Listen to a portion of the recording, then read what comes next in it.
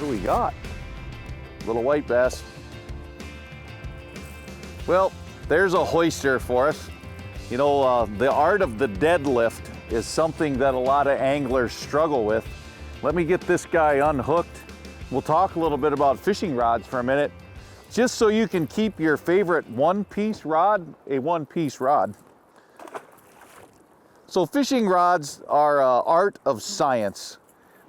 They're definitely built to do certain things, and lifting a fish out of the water can be one of those when it's done properly. First thing we have to realize is that fishing rods are built to be the strongest when we're holding them by the handle.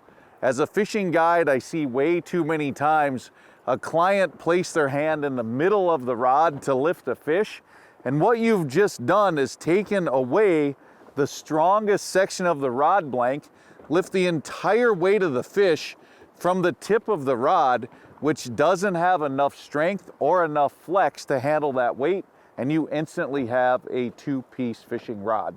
The other thing you want to remember is every rod is designed to bend a certain way. This rod here is a moderate action rod. It's designed to bend from the butt of the rod to the tip of the rod, so it's going to spread the strength of the rod out over the blank. An extra fast action rod that is designed to only bend at the tip has all the strength in the bottom 2/3, so definitely a bad idea to grab it towards the tip.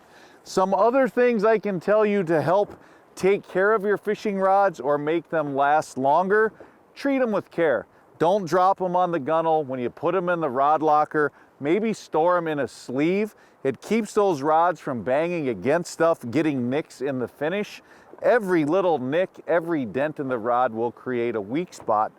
Pet peeve of mine is hanging your lure on the eye of a fishing rod. Those hooks can put nicks in the ceramic, making a sharp spot and break your line prematurely.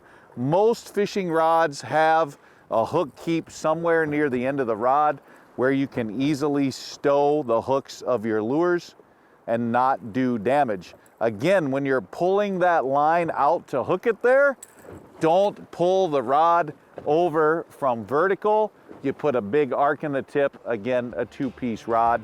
And then take some time to clean them up a little bit. Cork gets dirty, gets ugly. Little piece of sandpaper, maybe a little water and bleach brings them right back to new. But the better care we take of our fishing rods, the better care they're gonna take of us when we're fishing.